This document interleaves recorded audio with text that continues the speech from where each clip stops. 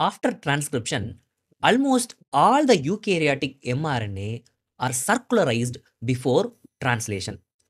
This circularization is done with the help of initiation factors. These are the translation factors. Eukaryotic initiation factor 4F is made up of 3 subunits A, G, E. Out of that, the E subunit binds to the 7-methylguanosine cap of the 5' end of mRNA. Poly A tail binding protein binds to the poly A tail, that is the 3' end. The G subunit of eukaryotic initiation factor 4F, it binds to the poly A tail binding protein. This is how the mRNA is circularized. Then only translation begins, ribosomes, they come and attach.